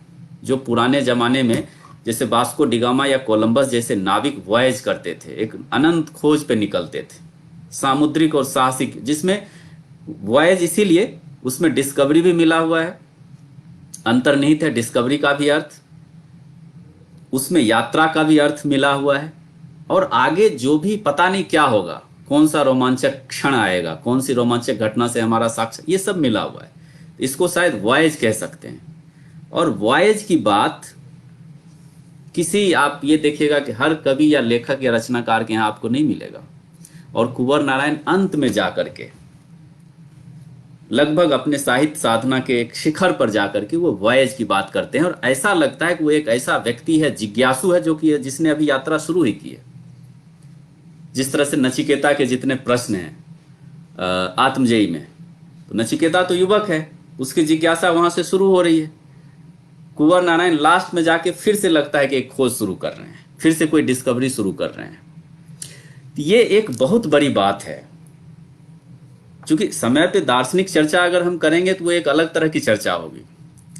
समय को आप एक कवि के अपने नज़र से, उसको ह्यूमन एलिमेंट से, अगर एंगल से आप देखेंगे, तब आपको, सामान्य पाठकों की मैं बात कर रहा हूँ, चूंकि यहाँ पे कुछ विद्वान भी हैं, तो मैं बिल्कुल जो कुंवर नारायण जी को शायद पहली बार या दूसरी बार पढ़ रहे हैं, हमारी पीढ़ी के लोग, नई पीढ़ी के लोग, मैं उनके लिए कह रहा हूँ विशेष रूप से। तो अगर इस तरह से हम देखेंगे तो कवि का हम आशय समझ पाएंगे। फिर कहते हैं हमें ठहरना कहीं नहीं है गुजरती, इस तरह से आप कुमार जी का पहला अंश पढ़ें, क्योंकि मैं अपने आप को इनका पाठक मानता हूं सबसे पहले, और इसीलिए जब कोई अंश ऐसा आता है जहां पे ठहर के विचार करना होता है तो हम उसका आस्वाद भी करते हैं। जो पाठक की तीन श्रेणियां मैंने बोली, हम उसका आस्वाद भी करते हैं, उसका विश्लेषण भी करते हैं और आलोचना भी करते हैं, लेकिन पाठक के रूप में ही। तो आप ये देखेंगे इसमें समय के बारे में एक जगह इन्होंने लिखा है कि प्रत्येक क्षण में कई समयों को जीता हूं। कुमारजीव से पहले बुद्ध हुए, फिर कुमारजीव, और 20वीं 21वीं शताब्दी में कुंवर नारायण ऐसा लिख रहे हैं। ये कितना एक चेन बनता है, तथागत, कुमारजीव और कुंवर नारायण के बीच। यानी कि आप ये सब आप शताब्दी आप जोड़ लीजिए कि कितनी शताब्दियों की एक एक श्रृंखला, एक कड़ी बनती है। ये कह रहे हैं कि कुमारजीव ने कभी महसूस किया था बुद्ध को अपने समय में, अपने समय यानी 4वीं-5वीं शताब्दी ईस्वी पूर्व में, ठीक है। और फिर कह रहे हैं उसी तरह से मैं भी महसूस करना चाहता हूं या अनुभव करना चाहता हूं। एक जगह लिखा हुआ है कि जैसे जीवित हैं तथागत, अपने बाद भी अपने रचे, उस परवर्ती उप समय में आज भी मेरे। दो समय होते हैं, सीधी सी बात है। यहाँ पे बात यह है कि दो समय है। एक समय है, इस टॉपिक पे उनसे बहुत बातचीत हुई है मेरी, और मैंने अपने लेख में एक विस्तृत लेख जो लिखा है उसमें मैंने बताने की कोशिश भी की है, और समय पे मैं अलग से काम कर रहा हूं तो उसमें विस्तार से आगे भी बताऊंगा। तो उन्होंने सिंपली ये समझाया था कि एक हमारा अपना समय है कि मान लो जब जीवन काल जो है वो एक भौतिक समय है, हमारी दिनचर्या का समय है, हम सोते जगते बैठते उठते हैं, अपना काम करते हैं और सांसारिक गतिविधियां करते हैं। एक समय वो है, साधारण मनुष्य के रूप में हम जीते हैं। अगर कोई बड़ा रचनाकार या कलाकार होता है, कोई विचारक या दार्शनिक होता है, तो उसकी जो अपनी निष्पत्तियां होती हैं, उसके जो विचार होते हैं, वो केवल भौतिक समय के दायरे में ही नहीं होता है, वो उसका अतिक्रमण करता है, उसको पार करता है। जैसे कि गांधी या कोई भी इस तरह का विचारक, आप किसी का उदाहरण आप ले सकते हैं। आज गांधी का भौतिक जीवन हमारे लिए इंपॉर्टेंट नहीं है उतना, वो बहुत दूर है, वो उतना महत्वपूर्ण है ही नहीं, प्रासंगिक नहीं है। उनके विचारों का जीवन प्रासंगिक है। तो इन्होंने यही कहा कि हर व्यक्ति के ये कम से कम उसका दो जीवन होगा। एक उसका अपना भौतिक जीवन होगा, अब उसका जीवन काल जन्म से लेकर मृत्यु तक उसका जो सारा लेखा जोखा है, गतिविधियां हैं ये, और एक उसके बाद का उसका जीवन होगा। इन्होंने कहा कि जो बुद्ध का जो परवर्ती समय था, उनके बाद का जो जीवन था, यानी विचारों का जीवन या विचारों का समय, वो कुमारजीव का अपना समय था। जब कुमारजीव जीवित थे 4वीं और 5वीं शताब्दी में, उस समय बुद्ध जीवित नहीं थे, तो बुद्ध के विचार जीवित थे। तो बुद्ध के विचारों से कुमारजीव ने अपने जीवन में एक संबंध बनाया। और आज जब कुंवर नारायण लिख रहे थे 2015 ईस्वी में, तो उन्होंने कुमारजीव के उस उप समय से, उसके विचारों के समय से अपना तालमेल जोड़ा। तो समय और प्रति समय मोटे तौर पे, बुनियादी तौर पे यही है। एक भौतिक समय जिसमें आदमी का जन्म होता है और फिर मृत्यु होती है, उसके बीच का जो स्पैन है टाइम का वो, और दूसरा मृत्यु के बाद, जैसे हम कहते हैं कि उसकी कीर्ति है, अक्षय कीर्ति है। तो क्यों अक्षय कीर्ति है? कोई बहुत बड़ी कृति उसने छोड़ी होगी, कोई बहुत बड़ा काम उसने किया होगा। ये दो समय की ये बात करते हैं, और इसी बहाने वो कुमारजीव से जुड़ते हैं। और देखिए एक जगह वो लिखते हैं कि यह मेरा वर्तमान है जो हजारों वर्षों बाद आया है और मेरे हजारों वर्षों बाद तक रह सकता है, कभी प्राचीन, कभी प्रागैतिहासिक, कभी मध्यकालीन। एक पुस्तक की तरह खोलता हूं उनके युग को अपने युग में। इस तरह की बहुत सारी ऐसे ऐसे उदाहरण हैं कि आ, उसको फिर अगर कोट करने लगे तो बहुत लंबा हो जाएगा। इसीलिए प्रत्येक ग्रंथ एक बंद दरवाजा है जिसे खोलकर मैं शब्दों में प्रवेश कर जाता हूं और शब्दों के उस निर्झर समय में नहाता हूं जो उस भाषा का समय है। तो कुमार जी में आकर ये समय और उपसमय वाली जो ये बात करते हैं, उसके बहाने वो शायद ये बताना चाह रहे हैं कि व्यक्ति केवल व्यक्ति के रूप में महत्वपूर्ण नहीं होता, कि साधारण रूप से हम अपना जीवन यापन कर रहे हैं। जीवन यापन बहुत सारे लोग करते हैं, बहुत सारे लोग अपने गतिविधियों में संलग्न करते हैं, लेकिन उनकी चिंता ये बार बार है। अगर आप आत्मजयी और बादशाह के बहाने भी पढ़ें और कुमार जी भी पढ़ें, हम ऐसा कुछ उसमें एक सवाल है, मतलब मिथक और दर्शन और आत्मा, मृत्यु, जीवन मृत्यु से अलग एक गहरा सवाल है कि क्या हम अपने जीवन काल में कुछ ऐसा कर सकते हैं जिससे कि जीवन हमारा सार्थक हो और हमारे न रहने के बाद एक नया जीवन हो वो किसी के लिए, उसके रूप में ये एक सवाल है, अंतर्निहित है। आप देखेंगे कि आत्मजयी की भूमिका में उन्होंने लिखा है साफ साफ कि जीवन के अर्थ की खोज कर रहे हैं या सार्थकता की खोज कर रहे हैं, जीवन में आस्था के पुनर्लाभ की कहानी है आत्मजयी। तो उनकी ये गहरी चिंता रही है और मुझे लगता है कि जो उनके नए पाठक हैं या शोधार्थी हैं कुंवर नारायण के, उनको इस पे ध्यान देना चाहिए कि पारंपरिक रूप से जो उन पे बातचीत की गई है या चर्चाएं की गई हैं, बार बार कठोपनिषद की समस्या से जोड़ करके, उसकी चिंता से जोड़ करके जो देखा गया उससे बाहर निकल करके कि क्या कोई दूसरी चिंता भी हमें दिखती है। अगर आप इस बिंदु से सोचेंगे कि जीवन का क्या अर्थ है, जीवन के अर्थ की खोज है आत्मजयी, उसी तरह आत्मजयी नचिकेता की नजर से है, एक युवक की दृष्टि से, उसका उहापोह है, उसकी बेचैनी है, उसका द्वंद्व है। बाजसरवा में फिर एक बुजुर्ग यानी पिता, उसकी दृष्टि से वो भी जीवन की खोज में है, जीवन के अर्थ के खोज में है।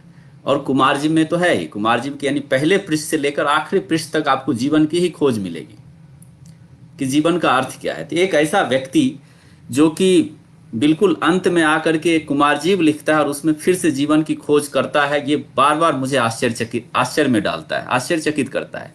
तो अगर इस प्रश्न से को हम ध्यान में रखें कि जीवन का अर्थ क्या है और एक भौतिक जीवन में क्या ऐसा कुछ किया जा सकता है जो कि शायद वो बाद में भी रहे। शासक होते हैं जो बहुत बड़े बड़े महाराजा होते हैं, आप जानते हैं कि वो अपनी मूर्तियां बनवा देते हैं, कुछ ऐसा करते हैं। अशोक ने शिलालेख बनवाए, उस पर खुदाई करवा दी, वो उनके अक्षय कीर्ति के स्रोत हैं। लेकिन एक व्यक्ति में जो सृजन होता है, सृजन सब में कॉमन होता है, एक सामान्य गुण है सृजन, चाहे स्त्री हो या पुरुष हो। क्या उस सृजन को हम उस ऊंचे धरातल पर ले जा सकते हैं ताकि जीवन के बाद, भौतिक जीवन के बाद भी वो शेष रहे? तो शायद एक ये बड़ी चिंता है तीनों खंड काव्यों में, उससे प्रेरित है और उसका विस्तार होता है वहां तक। तो समय और उपसमय के माध्यम से इसी प्रश्न को, मतलब मेरा एक ये ऑब्जर्वेशन है, आप लोग इससे सहमत नहीं भी हो सकते हैं और तो उससे कोई दिक्कत नहीं है। कुंवर नारायण खुद कहते हैं कि असहमति को अवसर दो, हमेशा वो असहमति की बात करते हैं। तो अलग अलग अर्थ हम लोग उसके कर सकते हैं, लगा सकते हैं। तो एक बात ये है समय वाली जो धारणा है उसका, कि हम उपसमय को या प्रति समय को ध्यान में अगर हम रखते हैं तो हम शायद केवल आज में ही जीवित नहीं रहते हैं, हम समय के तीनों आयामों में शायद जीवित रहते हैं। क्योंकि कुंवर नारायण के लिए समस्या केवल भौतिक जीवन की नहीं है, वो पूरे ब्रह्मांड उनके ध्यान में है कहीं न कहीं।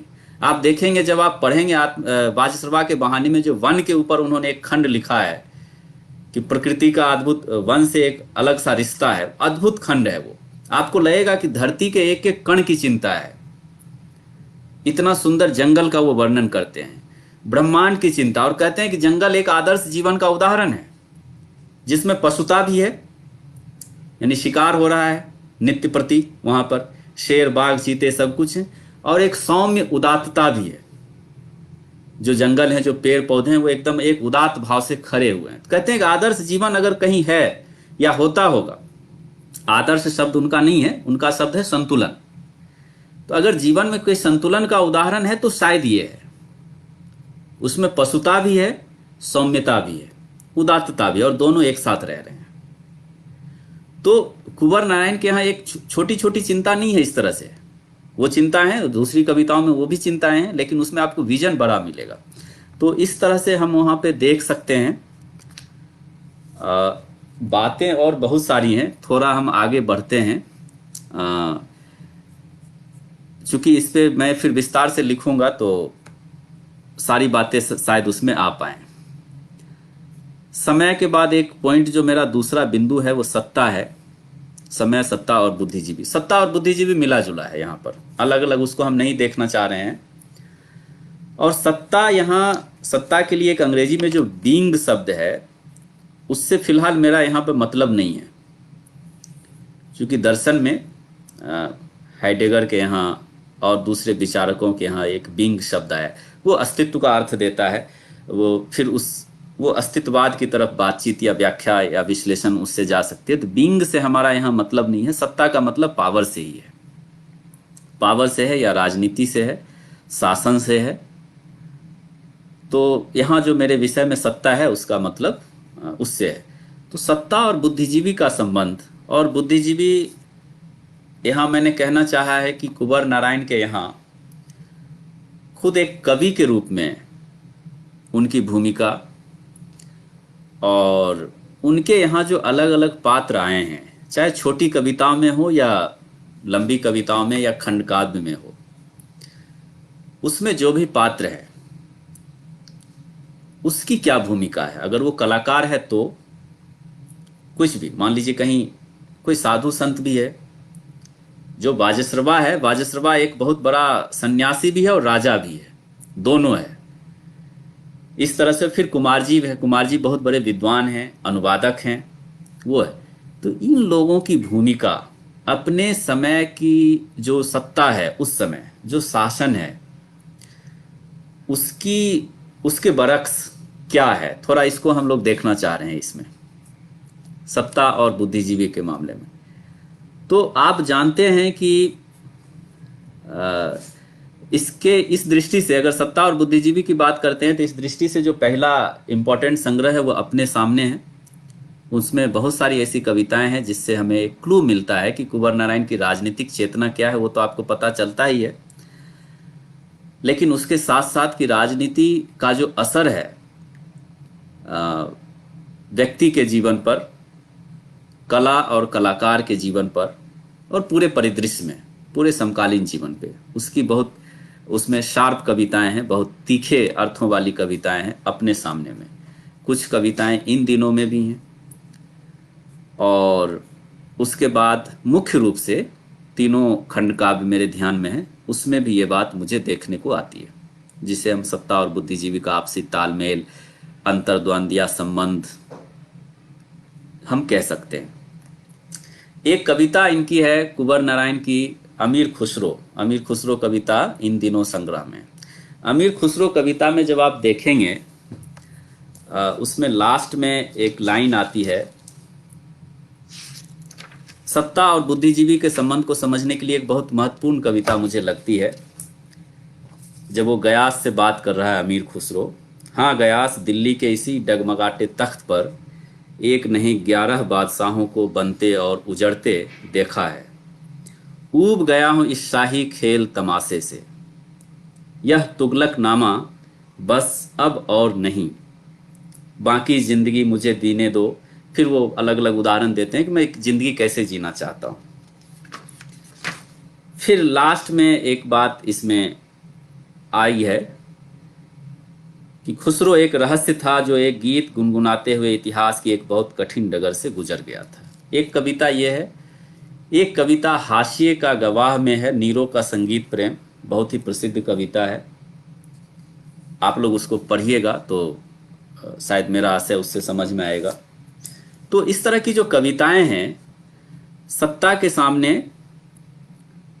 नीरो का जो संगीत प्रेम कविता है उस पर राजेश जोशी ने बहुत अच्छा एक छोटा निबंध लिखा है, और मैंने अपने विस्तृत लेख में उससे एक बहस भी की है।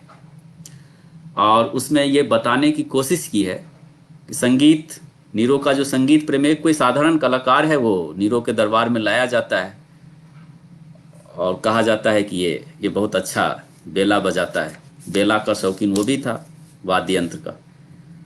तो उसको यातना दी जाती है, उस कलाकार को। यातना से जो उसका रुदन निकलता है, जो उसका स्वर निकलता है यातना देने के बाद, तो नीरो उसको एंजॉय करता है। ये उसमें विडंबना दिखाई गई है। तो कलाकार को यातना देना इस तरह से एक एक बात है कि कोई राजा है या कोई शासक या सत्ता है तो वो यातना दे रहा है। दूसरी बात है कि अमीर खुसरो या इस तरह के जो रचनाकार हैं या कलाकार हैं, वो सत्ता के साथ किस तरह से एडजस्ट कर रहे हैं, किस तरह से। आप अमीर खुसरो वाली कविता में आप ये देखेंगे तो वो कह रहे हैं कि यह तुगलकनामा, यानी बस एक किताब लिखना है तुगलक के ऊपर, उसकी जीवनी या उस समय के, उसके बाद और नहीं। यानी ऊब गए हैं उस शाही खेल तमाशे से। तो बुद्धिजीवी की भूमिका पे बहुत सारी बातें हुई हैं, अंग्रेजी में काफ़ी लिखा गया है। एडवर्ड सईद का बहुत बड़ा काम है, मिशेल फूको का काम है, और आपको एक और अमेरिका के जो विद्वान हैं, चिंतक हैं, उनका भी काम है। तो उन लोगों ने ये कहा है, उनके काम का जो एक निष्कर्ष मोटे तौर पे हमारे लिए है, उसकी व्याख्या बहुत अधिक होगी। तो एक बुद्धिजीवी जो कि सीधे सीधे सत्ता से या किसी संस्थान से जुड़ा है, आप उसको सांस्थानिक बुद्धिजीवी कह लीजिए, इंस्टीट्यूशनल इंटेलेक्चुअल आप कह सकते हैं, एक मोटे तौर पे एक वो है, और एक आप जिसको जन बुद्धिजीवी कहते हैं, पब्लिक इंटेलेक्चुअल कहते हैं। ठीक है, अलग अलग कैटेगरी वैसे उन्होंने भी बताई है, अलग अलग कैटेगरी ग्रामशी ने भी, उस पर हम लोग अभी नहीं जाएंगे विस्तार के लिए फिलहाल। मोटे तौर पे एक इंस्टीट्यूशनल इंटेलेक्चुअल है और एक जो है सो पब्लिक इंटेलेक्चुअल है। तो कुंवर नारायण के जो कैरेक्टर हैं, ऐतिहासिक कैरेक्टर, अमीर खुसरो या बहुत जगह कलाकारों पर जो कविता है वो, और कुमारजीव खास करके, उसमें हम ये बार बार देखते हैं कि एक कोई राजा से जुड़ा हुआ है कोई व्यक्ति, या कोई विद्वान है या अनुवादक है या कलाकार है, और राजा या राज शासन से जुड़े होने के बाद उसकी अपनी कला पर जो उसका असर पड़ रहा है, उसकी सर्जना पर जो उसका असर पड़ रहा है, उससे वो बेचैन है। अमीर खुसरो भी बेचैन है, और कुमारजीव आप खंडकाव्य में देखेंगे तो वो भी, वो वह कुमारजीव को तो 17 साल जेल में डाल दिया जाता है। वो राजा की बात नहीं मानता है कि आप मेरे साथ रहिए और मेरे एक तरह से राजकवि या मतलब एक रत्न के रूप में आप मेरे दरबार में रहिए। वो उसको एक्सेप्ट नहीं करता है, क्योंकि राजा का दृष्टिकोण अलग है, इसका अलग है। आप कुमारजीव में पढ़ेंगे तो वो पूरी लंबी थीसिस है, सत्ता और बुद्धिजीवी का क्या द्वंद्व है और क्या तनाव है। उस बीच में भी कुमारजीव कहीं ना कहीं हारमनी की या एक संतुलन खोजने की कोशिश करता है, लेकिन झुकता नहीं है। उस रूप में अगर हम अमीर खुसरो में देखते हैं तो कहीं ना कहीं इनमें एक संतुलन या एक सामंजस्य बिठाने की कोशिश ये कर रहे हैं कि ठीक है, एक नहीं 11 बादशाहों के साथ तो रह लिए इंस्टीट्यूशनल इंटेलेक्चुअल के रूप में, अब एक तुगलकनामा लिखना है, उसके बाद छोड़ देना है, अब कुछ नहीं करना है। तो एक जो हम क्या कहेंगे उसको, आसक्ति और फिर विरक्ति। तो एक अटैचमेंट और डिटैचमेंट, इसका जो भाव है अमीर खुसरो के यहाँ, और इस तरह से और दूसरों के यहाँ भी, और कुमारजीव में तो है ही। तो ये लगातार हमें देखने को मिलता है, सत्ता के साथ अटैचमेंट और उसके साथ डिटैचमेंट, विरक्ति भी। ये एक महत्वपूर्ण चीज़ है कुंवर नारायण में, और मुझे लगता है कि इस तथ्य के आलोक में भी हमें उनको पढ़ना चाहिए, उनको देखना चाहिए। दूसरी बात क्या है कि बुद्धिजीवियों पर जो बातचीत की गई है, इंटेलेक्चुअल्स की भूमिका पर, पश्चिमी विद्वानों ने अलग तरह से किया है, कुछ भारतीय विद्वानों ने अलग तरह से किया है। जैसे भारतीय विद्वान में अमर्त्य सेन का नाम इम्पोर्टेंट होगा, जो आप जानते हैं कि उनकी जो किताब है आर्गुमेंटेटिव इंडियन, उसमें उन्होंने विस्तार से दिखाया है। और एक अभी अभी किताब आई है पिछले साल, रोमिला थापर की किताब आई है, पब्लिक इंटेलेक्चुअल्स इन इंडिया, वो काफ़ी इम्पोर्टेंट किताब है। तो एक बुद्धिजीवी या कलाकार संगीतकार हो सकता है, गीतकार हो सकता है, पत्रकार हो सकता है, कुछ भी हो सकता है। वो सत्ता के साथ कैसे कंट्राडिक्ट करता है, एक विषय तो है ही ये बुद्धिजीवी की भूमिका का, लेकिन उससे पहले एक दूसरा विषय ये भी है जो कि अमर सेन या रोमिला थापर की किताब में हम देखने को मिलता है, और राधा वल्लभ त्रिपाठी की जो एक किताब है बहस में स्त्री, वो काफी काम की किताब है, जो बहस का स्वरूप था। तो इन लोगों का यह भी मानना है कि जो इंटेलेक्चुअल या बुद्धिजीवी हैं उनका एक काम यह है कि अपने समय के सवाल से भी जूझना, जुड़ना और उस पर बहस करना, उसमें भागीदारी लेना। और ये वैदिक काल से चला आता रहा है। वैदिक काल में जो है सो सभा और समिति जैसी जो संस्थाएं थी, विदथ एक बहुत इंपॉर्टेंट संस्थाएं थी, उसी समय से ये प्रचलित है कि चाहे अगर कोई कवि है तो कुछ कवि लोग मिल करके एक गोष्ठी कर रहे हैं, उसमें बहस कर रहे हैं, कोई भावक है, कोई आलोचक है, इस तरह से। एक बुद्धिजीवी की भूमिका की एक परंपरा ये है जो हमें भारतीय वर्णनों में उपलब्ध होता है, एक भूमिका। तो ये भी कुंवर नारायण के यहाँ हम देख सकते हैं। और जो दूसरी भूमिका है कि सत्ता से सवाल करना और उससे जो है सो एक द्वंद्व या फिर कहीं न हारमोनी की खोज करना या उसको बदलने की कोशिश करना, ये भी है, और ये कुमार जी में चरम रूप में है। तो ये दो तरह की जो भूमिकाएं हैं वो हमें कुंवर नारायण के यहाँ देखने को मिलती है। एक और बात मैं यहाँ पे करना चाह रहा हूँ फिलहाल, कि आत्मजयी में जो आत्मजयी की शुरुआत है उसमें सत्ता का एक और रूप हमें देखने को मिलता है। सत्ता केवल राजनीतिक सत्ता ही नहीं है, वो धर्म सत्ता भी है, धर्म की सत्ता भी है। ठीक है, तो कुंवर नारायण को पढ़ते हुए हमें इस बात का ध्यान रखना पड़ेगा कि अगर हम सत्ता कह रहे हैं, पावर, तो इसका मतलब ये नहीं कि राजनीति और शासन ही कह रहे हैं, वो उसका एक आयाम है, उसके और दूसरे आयाम भी हैं।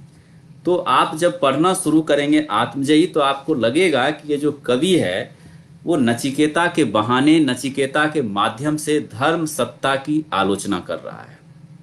और जब मैं इसको बार बार सोचता हूं कि कुंवर नारायण आखिर ऐसा क्यों कर रहे हैं, आप देखिएगा, आप जानते हैं कि अयोध्या पे उनकी बहुत शानदार कविता है, अयोध्या 1992, अयोध्या 1992, जिसमें वो राम को संबोधित करके कह रहे हैं कि अब ये तुम्हारे रहने लायक युग नहीं है, अब तुम चले जाओ। तो अयोध्या कुंवर नारायण के अवचेतन में शुरू से है, वो वहीं से हैं, वहीं से जुड़े हुए रहे हैं, वहां उस इलाके में उनका जन्म हुआ है। और बीच बीच में उनके, आप अंतिम वाले संग्रह में भी एक कविता है उस प्रसंग में, कि सब लोग पुरस्कार की बात कर रहे हैं, लेकिन जब पुरस्कार के बारे में मैं सोचता हूं तो लगता है कि ये मुकुट तो है, लेकिन मेरे ध्यान में क्या है, जल समाधि लेते हुए राम का चित्र मेरे दिमाग में ध्यान में है।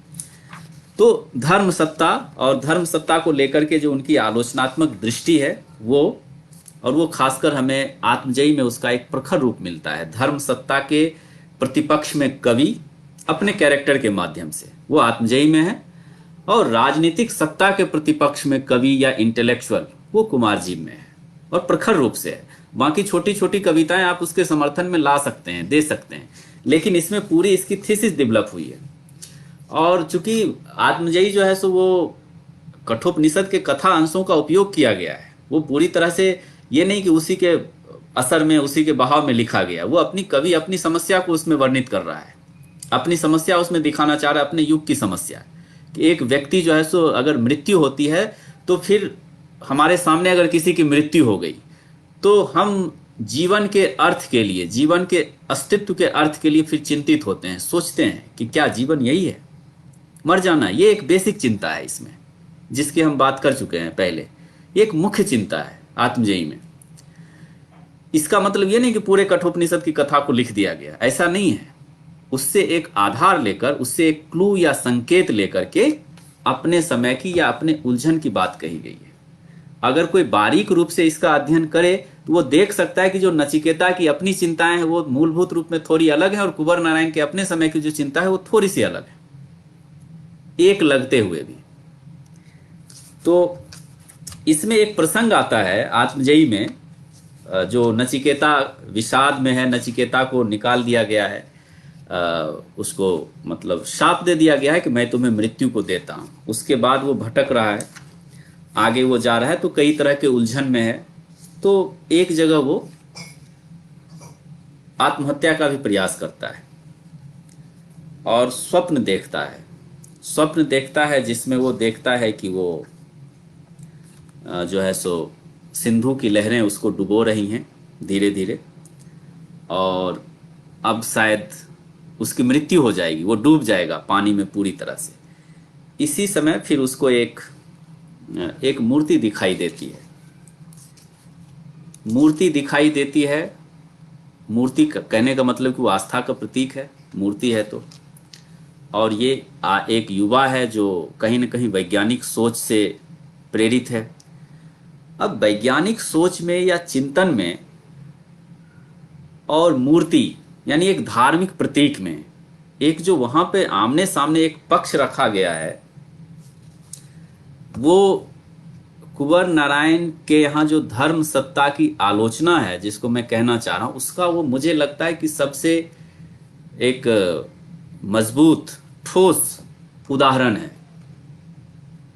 कि एक दृश्य है जिसमें कि नचिकेता डूब रहा है स्वप्न में, फिर उसको कहीं से, जी बिल्कुल सही कह रहे हैं। और जब मैंने अभी आजकल में इस बात को समझने के लिए दोबारा इसको पढ़ा, तो मुझे अपना जो पहले से जो मैं सोच रहा था कि ये धर्म सत्ता वाली बात, वो और ज्यादा पुख्ता हुई। तो उसको एक कहीं से रोशनी दिखाई देती है स्वप्न में, चारों ओर पानी का हाहाकार है जिसमें वो डूबता हुआ लग रहा है। उससे फिर वो रोशनी की तरफ बढ़ना चाह रहा है। पा नहीं सकती नचिकेता बरबस बढ़ा उधर, लेकिन उससे भी तेजी से जल बढ़ता था। प्रतिमा से आती रही किंतु वह क्षीण किरण प्रतिक्षण मानो भय बीच विसंगत करुणा से रेखांकित करती हुई मरण। नीले जल पर कांपती रही उसकी लथपथ पीली छाया, पर उसी एक इंगित से मानो बंधा हुआ नचिकेता मंदिर के नीचे तक बह आया। पानी का दबाव है एक तरफ से और एक तरफ मंदिर का कोई दृश्य और मूर्ति है। उधर वो अपने आप को बचाने के लिए भाग भी रहा है और पानी उसके पीछे भी है। सामने एक गूंगा प्रतीक, निर्वाक शिला, वह मूर्ति अचल असमर्थ रहस्य, चिन्ह केवल नीचे पूर्ववत लहराता था प्रलयंकर जल। सीधी सीधी जल से बचता देवता मूर्ति की ओर डरा नचिकेता ऊपर बढ़ता था। पीछे पीछे हत्यारे पशु सा दबे पांव जल चढ़ता था।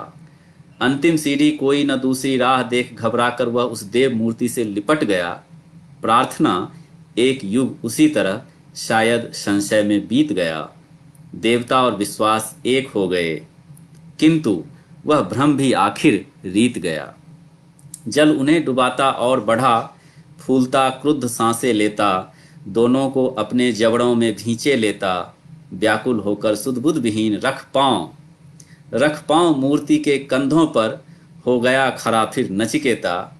सहमा सहमा बिल्कुल निराश वह पल, भय से भी आगे का दमघोट भयानक सपनों से भी कहीं कठिनतम के यथार्थ में जागे का। ये एक अद्भुत प्रसंग है कि नचिकेता मूर्ति के धीरे धीरे बचने के लिए, चूंकि मूर्ति ऊंचाई पर होगी और मूर्ति के कंधे और उसके मुकुट और ऊंचे होंगे, वो धीरे धीरे उसके पांव से फिर एकाएक जब जल का स्तर ऊपर आ गया तो उसके कंधों पर वो खड़ा हो जाता है। तो मुझे लगता है कि हमारे समय में भी ये 50 साल 60 साल पहले की किताब है। हमारे समय में भी धर्म सत्ता की या उसके प्रतीक की एक मतलब इस एक क्रिटिक, शायद इससे विडंबनापूर्ण क्रिटिक इसका नहीं हो सकता। अब यहाँ सवाल जो मूर्ति के कंधों पे खड़े होने का है, सवाल यहाँ ये नहीं कि आस्था को आप क्या कर रहे हैं। सवाल ये है कि जहाँ जीवन मूल्यों की बात होगी, जहाँ पे जीवन रक्षण की या जीवन की रक्षा की बात होगी, तो वहाँ जो आपकी आस्था के प्रतीक हैं उसको दांव पर लगा के किया जाए या नहीं किया जाए। तो कुंवर नारायण ये कहते हैं, आत्मजयी में कह चुके हैं 1965 में कि हाँ ऐसा किया जा सकता है। अगर जिजीविषा की बात होगी, जीवन को बचाने की बात होगी, तो वहाँ पे कहीं ना कहीं हमें अपनी उस आस्था की परिभाषा को शायद बदलना पड़ेगा। हमें उसका एक नया अर्थ करना। इसी तरह का एक मिलता जुलता प्रसंग है, आप में से कुछ लोग जानते होंगे, बिल्लेसुर बकरिया में, जो निराला की छोटी सी कृति है। तो बिल्लेसुर बकरिया में भी एक ऐसा प्रसंग आता है कि वो गुस्से में बिल्लेसुर वो हनुमान जी की मूर्ति को पर प्रहार कर देता है। मैं ये नहीं कह रहा हूं कि ये साहित्य में ये आदर्श स्थितियां हैं, ये होनी चाहिए। जब निराला ऐसा लिखते हैं, बताते हैं, या कुंवर नारायण ऐसा बता रहे हैं, तो उसके पीछे एक मंतव्य है, एक बड़ा मैसेज है, एक बड़ा अप्रोच है। कुंवर नारायण के यहाँ आपको जीवन के प्रति आस्था मिलेगी, पूरे साहित्य में आपको जीवन के प्रति घनघोर आस्था है उनके यहाँ। इस रूप में आप उनको आस्थावादी कवि कह सकते हैं।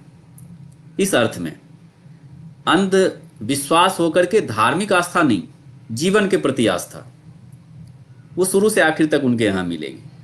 लेकिन फिर जो धर्म के प्रति एक दृष्टिकोण है इनके यहाँ, चूंकि ये वैज्ञानिक चेतना से सम्मिलित कवि भी हैं, प्रश्न करने वाले कवि हैं, तो धर्म को भी एज इट इज उसी रूप में ये नहीं स्वीकार करते हैं जिस रूप में परंपरा से स्वीकार किया जाता रहा है। उसको भी ये थोड़ा बदल करके उसको कुछ अलग अर्थ देना चाहते हैं। जहां दे पाते हैं अपने पात्रों के माध्यम से देते हैं, और जहां नहीं दे पाते हैं उस पर उनकी एक तीखी टिप्पणी होती है। तो एक सत्ता का एक रूप ये भी है, एक राजनीतिक सत्ता या राज सत्ता तो है ही, और एक धार्मिक सत्ता या धर्म सत्ता भी उनके यहाँ है। तो इस रूप में मुझे लगता है कि अगर समय अधिक हो रहा है तो अब यहाँ पे बातचीत हम फिलहाल रोक भी सकते हैं। 1 घंटे 20 मिनट की बात हुई है। तो मैं मोटे तौर पे जो भी ये मेरी टूटी बिखरी हुई बातचीत थी, उसको मोटे तौर पे निष्कर्ष के रूप में मैं ये बताना चाहूँगा फिर से कि हम लोग कुंवर नारायण जैसे कवि को पढ़ने की एक दृष्टि विकसित करें। उनको पारंपरिक ढंग से ना पढ़ें और पारंपरिक ढंग से व्याख्या ना करें, कुछ नई व्याख्या उनमें ढूंढने की कोशिश करें। एक बात तो ये, और समय की जो उनकी एक जो धारणा है, एक सतत विकासमान धारणा है, जिसे कि खंड खंड करके खंडित रूप में उसे ना देखें। उसको आप तीसरा सप्तक से लेकर के कुमारजीव, और कुमारजीव के बाद फिर एक जो उनका सबसे अंतिम संग्रह है, अभी तक का सबसे अंतिम संग्रह है, सब इतना असमाप्त, आप वहां तक देखने की कोशिश करें। समय के जो जो संदर्भ आए हैं, उससे जुड़ी हुई जो कविताएं आई हैं, जो उल्लेख आए हैं, तो उससे एक जो निरंतरता का बोध है। और वो बार बार कहते हैं कि हम सब मनुष्य हैं समय के बने, और बाजसरवा को नचिकेता कहता है आत्मजयी में कि तुम भी एक मनुष्य हो, समय के बने। तो समय इनके लिए सबसे बड़ी सत्ता है।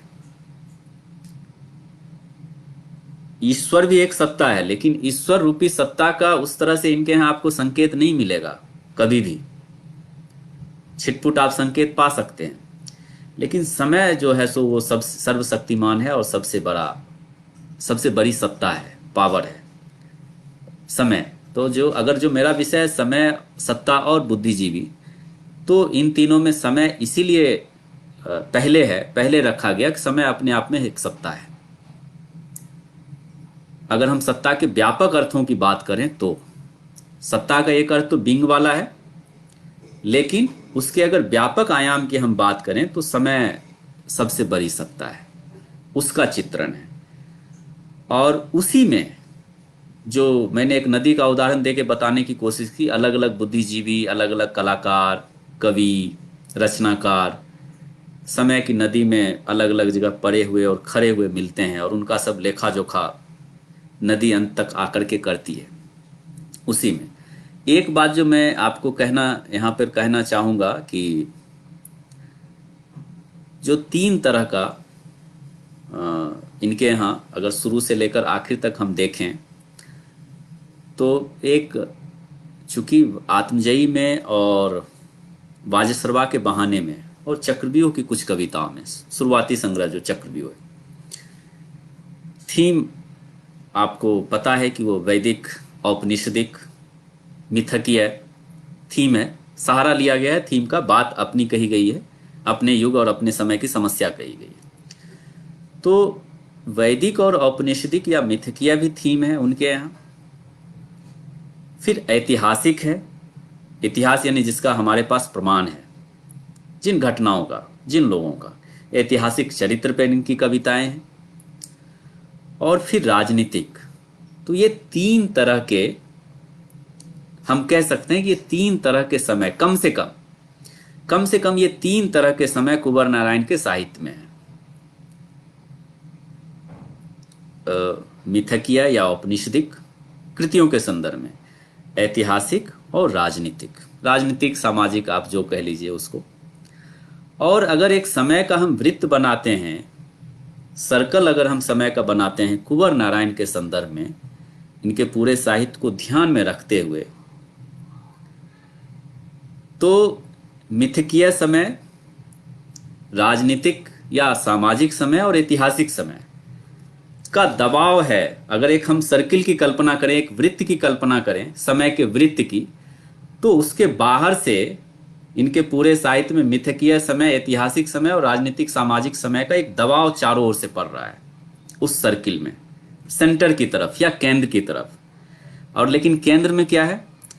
केंद्र में हमेशा, चाहे किसी भी तरह की बात करे कुंवर नारायण, कोई भी थीम आप उठा लीजिए, लेकिन उसके केंद्र में जीवन और मानवीयता की बात है। आप सब जानते हैं, उनकी एक कविता है, उसकी प्रसिद्ध लाइन है, अब की अगर लौटा तो मनुष्यतर लौटूंगा।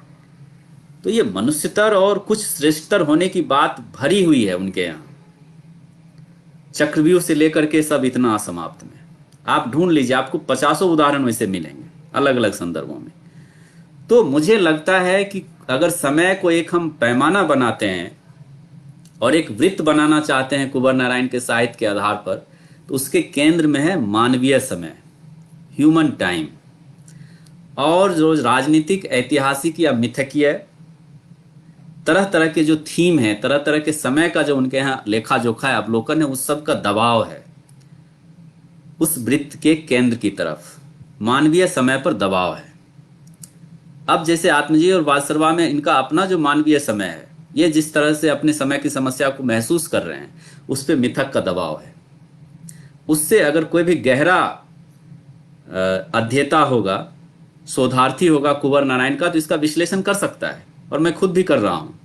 आप देखिएगा कि जब वो दबाव पड़ता है मिथक का, तो वो मानवीय जो केंद्र है वो कहीं ना कहीं हिलता हुआ, केंद्र थोड़ा बहुत खिसकता हुआ आपको लगेगा। तो हम लोग विश्लेषण करते हुए इस बात का ध्यान रखें, अगर केंद्र में मानव है या मनुष्य है, मानवीय दृष्टिकोण है, विजन है, ह्यूमन एलिमेंट अगर है, तो वो कितना स्थिर है, अलग अलग कविताओं में, अलग अलग इसमें। ये एक मुझे बहुत बड़ी बात लगती है। मैं इस तथ्य की ओर आप सबका ध्यान दिलाना चाह रहा हूं। वो नाभिक है, ह्यूमन टाइम। उन्होंने एक बार मुझे एक किताब का नाम बताया था, और वो किताब मैं ढूंढ रहा हूं, उसके बारे में जानकारी मिली, लेकिन मूल किताब नहीं मिली। Studies in human time, Michel George Poulet की किताब है वो। और जब मैंने संवत्सर पढ़ा था अज्ञेय का, उसमें भी आप देखिएगा संवत्सर के जो अलग अलग अध्याय हैं, उसमें भी जो समय का जिस तरह का विश्लेषण है साहित्यिक कृतियों के माध्यम से, और कुछ दैनिक जीवन के उदाहरणों के माध्यम से वो समय को समझाते हैं, टाइम को। उसमें भी उसका एक ऐतिहासिक चरण, एक सामाजिक स्तर, उसका मिथकीय या दार्शनिक स्तर, ये लेकर चलते हैं अज्ञेय, अलग अलग अध्याय में।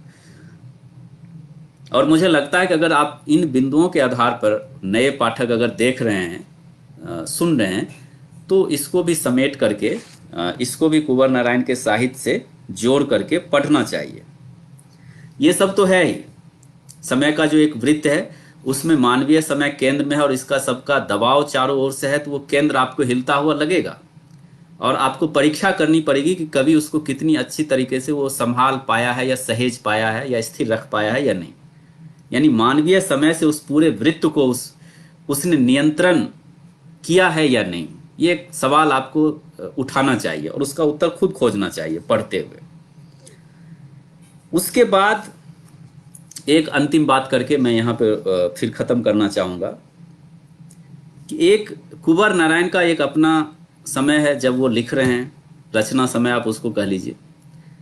जब वो 1956 में कुछ लिख रहे हैं, 1992 में लिख रहे हैं, 2015 में जब लिख रहे हैं, एक उनका अपना समय है। और जब आज हम उनको पढ़ते हैं तो वो एक हमारा समय है, एक पाठक का समय है।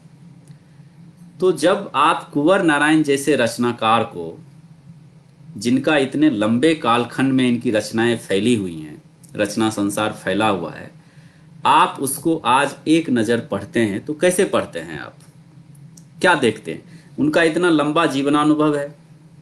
अब जैसे कुमारजीव का हम उदाहरण ले तो शताब्दियां पार करके वो कुमारजीव तक पहुंचते हैं, फिर उसको एक किताब में, आपको 200 पेज के अंदर की किताब में उसको बांध देते हैं।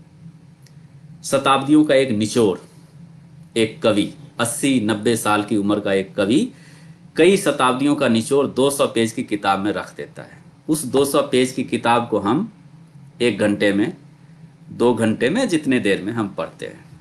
आप जरा ये सोचिए कि कुंवर नारायण ने जितने लंबे कालखंड को लिया और उसको समेट दिया, जैसे आप उसको क्या कह सकते हैं कि कोई जादू के चिराग में पूरा एक जिन्न बंद है और वो जब निकलेगा तो पूरी एक उसकी अलग दुनिया है। इस पूरे दुनिया को, पूरे विस्तार को, पूरे फैलाव और व्यापकता को आपको एक छोटी सी किताब में, कुछ पन्नों की किताब में कुंवर नारायण ने अपने आपके सामने रख दिया है, हम लोगों के सामने रख दिया है। फिर जब हम उसको लेते हैं और फिर यहाँ देरिदा के शब्दों का अगर हम इस्तेमाल करें, यानी हम डिकोड करते हैं उसको, ये कोड हैं। जितनी भी किताबें उनकी हैं, जितनी भी पंक्तियां हैं, वो कोड हैं। अगर हम फिर उसको डिकोड करते हैं तो फिर कहीं ना कहीं हम उस संसार में पहुंचते हैं, कोशिश करते हैं।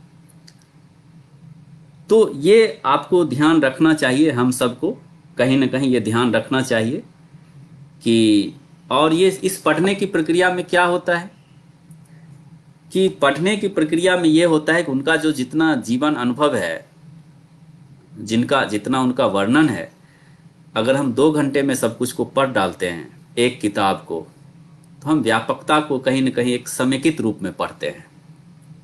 विस्तार जो है, जो फैला है, उसको हम संघनित रूप में अपने अंदर लाने की कोशिश करते हैं। तो इस तरह से हम उसको पढ़ते हैं। तो ये मेरे कहने का मतलब ये है कि एक बार कवि अपनी रचना यात्रा में अपनी सारी तैयारी, अपना सारा अनुभव, अपना सारा अवलोकन आपको देता है। देखिए, आलोचना करना और मूल्यांकन करना तो बहुत बाद की बात है। पहले बात है पढ़ना, क्योंकि लोग पढ़ते नहीं है और सीधे कोई निष्कर्ष दे देते हैं।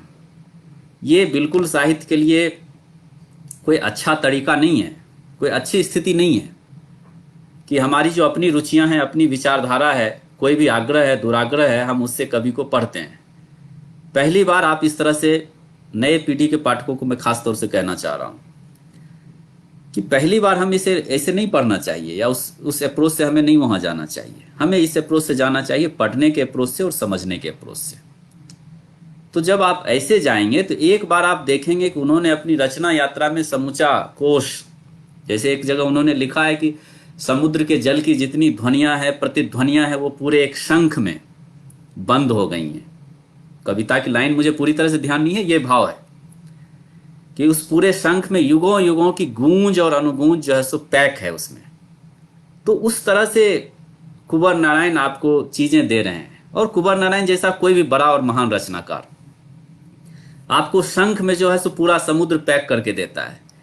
तो जब हम उस शंख को पढ़ेंगे या खोलेंगे किताबों के उन पृष्ठों को, तो वो हमारे लिए भी एक जो है सो महायात्रा या डिस्कवरी या वॉयज की तरह होना चाहिए। तो कुंवर नारायण एक ऐसे रचनाकार हैं जिनको आप कहीं से पढ़ना शुरू करें तो आप एक वॉयज पे, जिसको उन्होंने महायात्रा कहा है कुमारजीव के आरंभ में, वॉयज की तरह से आपकी एक यात्रा शुरू होती है, एक खोज की यात्रा शुरू होती है। इसलिए मैंने एक निबंध जो उन पे लिखा, लेख लिखा बहुत विस्तृत, उसमें मैंने शब्द दिया है खोज यात्रा। कुंवर नारायण के कविता प्रदेश में खोज यात्रा, तो लगातार एक खोज यात्रा है। तो हम पहले पढ़ते हैं, पढ़ते हुए खोज करते हैं, खोज करते करते करते करते आप किसी कोई मूल्यांकन कर सकते हैं या आलोचनात्मक निष्कर्ष पे पहुंच सकते हैं। सबसे पहले आलोचना नहीं जरूरी है, जरूरी है आस्वाद, फिर समग्रता में पढ़ना, फिर किसी मूल्य निर्णय की तरफ पहुंचना। ये प्रोसेस होना चाहिए, ये प्रक्रिया होनी चाहिए। इसीलिए वहां अपने दुराग्रहों आग्रहों को छोड़ करके प्रवेश करना चाहिए। एक भव्य परिसर है कुंवर नारायण का जो पूरा साहित्य है। मैं ये नहीं कह रहा हूं कि आप पूरी तरह से पवित्रता या आस्था के भाव से जाएं, लेकिन आप एक एक एक रचनागत या नैतिक एक ईमानदारी की भावना से जाएं वहां पर, और तब आप उसको परत दर परत खोलने की कोशिश करें, तो फिर आपको अर्थ उसके मिलेंगे। जितनी बात मैंने समय, सत्ता या बुद्धिजीवी पे कही है अभी यहाँ पे, अगर आप फिर इस दृष्टिकोण से जाएंगे तो उससे अधिक बातें आप ढूंढ करके ला सकते हैं, क्योंकि ये डिस्कवरी है, अंततः एक डिस्कवरी है। तो कुंवर नारायण ऐसे रचनाकार हैं जो कि केवल अध्ययन के लिए ही जरूरी नहीं है, मूल्यांकन के लिए ही जरूरी नहीं है। आप अगर जीवन में भी कुछ खोज करना चाहते हैं, जीवन के अर्थ को पाना चाहते हैं, तो उसके लिए कुंवर नारायण जरूरी है। तो मैं यहीं पे अपनी बात समाप्त करना चाहूँगा। इतने धैर्य से आप सब लोगों ने सुना, उसके लिए मैं सबका आभार प्रकट करता हूँ, और ख़ास तौर से जनसुलभ पुस्तकालय और अर्पण कुमार जी का मैं बहुत आभारी हूँ और शुक्रिया अदा करता हूँ। धन्यवाद।